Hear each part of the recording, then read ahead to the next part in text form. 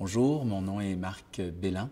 Je suis comédien et j'ai eu le privilège de défendre le rôle de Renaud dans Annie et ses hommes, un rôle d'handicapé intellectuel. La première fois que j'ai vu une personne lourdement handicapée qui était dans son fauteuil et qui avait une paralysie cérébrale sévère et qui pouvait s'exprimer seulement avec un petit tableau ou en pointant des images ou en marmonnant quelques syllabes. Hey, au début, j'étais tellement mal à l'aise, je ne savais pas comment me placer, puis je faisais semblant des fois d'avoir compris ce qu'il me disait, puis à un moment donné, je me suis fait pincer culotte à terre. Il m'a dit « T'as pas compris ce que je viens de te dire? » Puis il voyait dans ma face, il dit « Non, j'ai pas vraiment compris, je m'excuse. » Il dit « Ben regarde, moi te le répéter. » Puis j'ai compris que cette personne-là préférait répéter 20 fois, 30 fois la même maudite phrase, mais au moins que j'ai compris, que j'ai pris le temps. Moi, je m'appelle Vincent Guillaume-Otis. Je suis le porte-parole pour la Semaine québécoise de la déficience intellectuelle et aussi et surtout le grand frère d'un petit frère qui vit avec une déficience intellectuelle. Je m'appelle Nancy Duguay, j'ai 33 ans. Je suis agent de soutien et développement pour l'Association québécoise des personnes de petite taille. J'ai connu l'association étant plus jeune, puisque je suis atteinte d'un nanisme.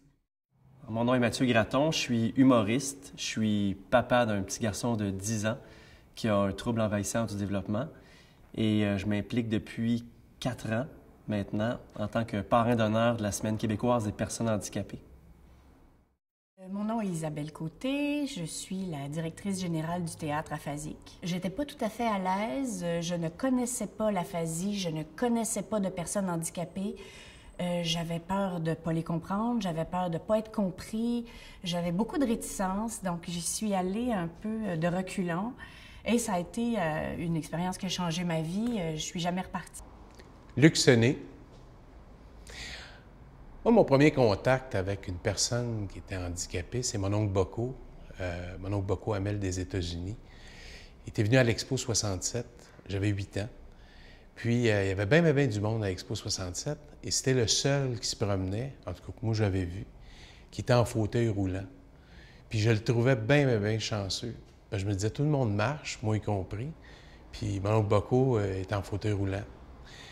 Puis là où j'ai réalisé que c'était un petit peu compliqué pour lui, c'est quand est venu le temps de monter à bord du mini-rail. Là, lui, il ne pouvait pas monter. C'est quand la première fois qu'on s'est rencontrés, te souviens-tu? Oui, que j'étais plus jeune. J'avais joué dans les Watt. Puis c'était lui qui parlait. Je m'appelle Guylaine Gay, je suis humoriste et je vous présente mon fils, Léo Baudin. Bonjour.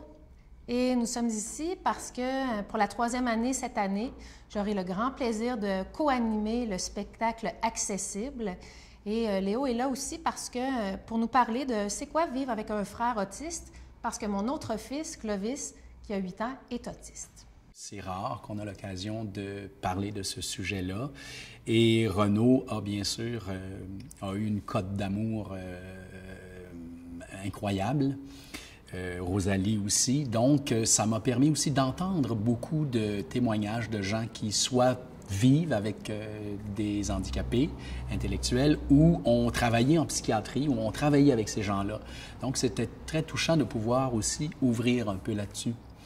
Mais ce que je voulais aussi surtout dire, c'est que pour moi, c'est encore une façon d'accepter la différence. C'est-à-dire que on n'est pas moins un être humain ou une personne valable parce qu'on a un handicap. Évidemment, ça semble une évidence, mais il y a encore beaucoup de tabous par rapport à ça. Les personnes qui vivent avec une déficience, une différence, ou peu importe le handicap, m'ont forcé, moi, à sortir de ma zone de confort, puis ils m'ont obligé à me rapprocher d'eux autres. Et c'est grâce à ces gens-là que j'ai pu, évidemment, grandir. Et à chaque année au défi sportif, depuis au moins les 10 dernières années, à chaque année, j'ai l'impression d'être comme un oignon. Tu sais, on enlève une pleure à chaque année. On enlève une pleure à chaque année. Les préjugés tombent, les idées préconçues, les malaises. C'est sûr que ce qui me ferait le plus plaisir, c'est que les personnes de petite taille soient de plus en plus connues et qu'il y ait moins de préjugés. Mais que ça soit aussi sur toutes les sortes d'handicaps. Parce qu'une personne handicapée est très mise à part et très jugée déjà en partant quand on la voit. Il faut toujours que la personne approuve auprès de la société qu'elle est capable de faire les choses, les mêmes choses que la plupart des gens. Quand j'ai dit oui pour être parrain d'honneur pour la Semaine québécoise des personnes handicapées, c'est drôle parce que sur le coup, j'étais co-parrain d'honneur. Donc, ce qui m'a incité, c'était de me joindre à Gaston L'Heureux, qui est décédé en janvier dernier. Donc, de me joindre à lui, qui était un idole d'enfance, là, avec plusieurs émissions que j'écoutais assidûment, c'était pour moi un honneur. Puis en même temps, de m'impliquer à 30 ans, 31 ans, c'était le bon timing. Je ne m'étais jamais impliqué dans rien auparavant. Puis je pense que c'est quelque chose qu'on doit faire quand on est prêt. Il ne faut pas être poussé à s'impliquer dans une cause ou dans une autre. Il faut le sentir. J'ai un grand chum depuis très longtemps qui est le cofondateur du jeu de la LNI, Yvon Leduc. Alors qu'on se trouvait à Paris, Yvon a fait un AVC sur le quai numéro 6 de la gare Montparnasse. On a tous été témoins de ça. Et on pensait qu'on allait le perdre. Puis finalement, on ne l'a pas perdu. Il est encore là. On est vraiment chanceux. Pour lui, c'est extrêmement difficile parce qu'il est confiné à son fauteuil roulant. Mais il se bat. Parfois, il est extrêmement découragé. Mais je sais que quand on est ensemble, on peut se dire les vraies affaires, puis qu'il y a encore espoir dans sa vie. Non pas nécessairement de marcher comme il marchait à l'époque, mais mettons que les petits pas qu'il réussit à faire, c'est vraiment des grands, grands pas. Une mère, grâce à ma mère, qui a tout fait pour moi. C'est maman qui m'a fait des services pour moi.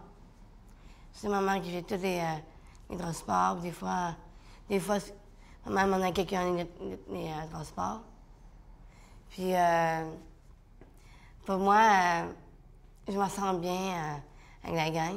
Quand on est arrivé à Montréal, les amis alentours dans la ruelle trouvaient ça bien bizarre que Clovis saute sur le petit trampoline, sur le balcon, tout nu.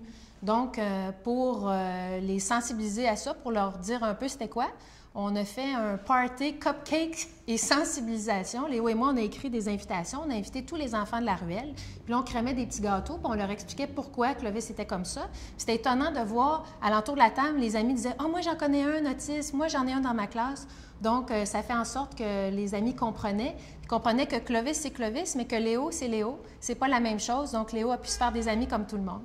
Et puis Clovis aussi a maintenant ses amis dans la ruelle. C'est vrai? Mm-hmm. Je pense que c'est une des choses que les gens qui ont une différence ou une déficience m'apportent beaucoup. Puis, m'oblige à regarder l'être à l'intérieur. Parce que, tu sais, la coquille peut être fendue un peu. L'enveloppe est peut-être pas parfaite aux yeux de ce que la société souvent nous envoie comme image de perfection. Mais au-delà de cette petite imperfection ou anomalie, il y a un être qui est aussi pur que n'importe qui. J'ai hâte que les gens comprennent que les gens comme mon frère ne veulent pas voler la place à personne. Ils veulent juste la place qui leur revient. Puis c'est tellement une différence qui est riche pour notre société, c'est la base de tout. Qu'est-ce qu'on en a à foutre de la perfection, à la limite? Quelque chose qui est parfait, pas intéressant. Ce qu'on aime, c'est quelque chose qui est déconstruit, qui est irrégulier. C'est ça qui rend la chose belle. Je veux dire, la nature est belle parce qu'elle est incongrue, parce qu'elle est faite différente. À chaque fois où j'ai eu un contact avec une personne handicapée, autant physique qu'intellectuel, ça donne quelque chose à l'écran qui est vrai, puis je pense, qui est important. Je pense que ces gens-là ont autant le droit d'être vus, de participer à chaque sphère de la communauté, de la collectivité. Puis si je peux faire ma part de cette façon-là, pour moi, c'est une façon de m'épanouir et d'avoir un contact direct avec ces gens-là plutôt que de les regarder de loin.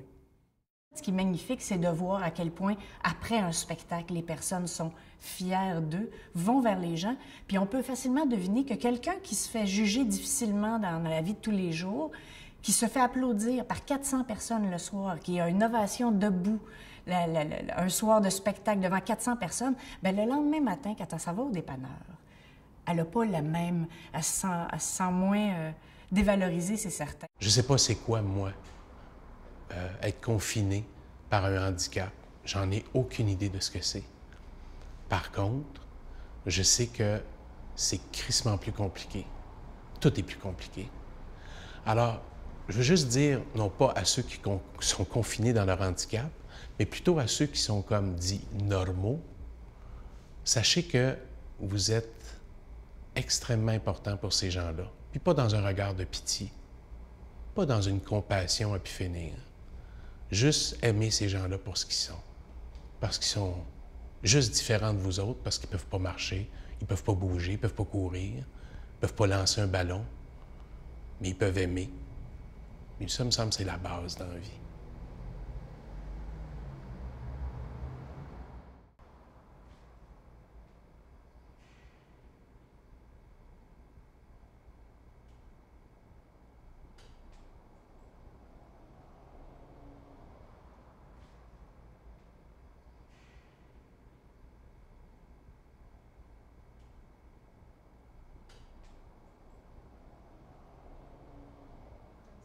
Le théâtre, j'adore le théâtre.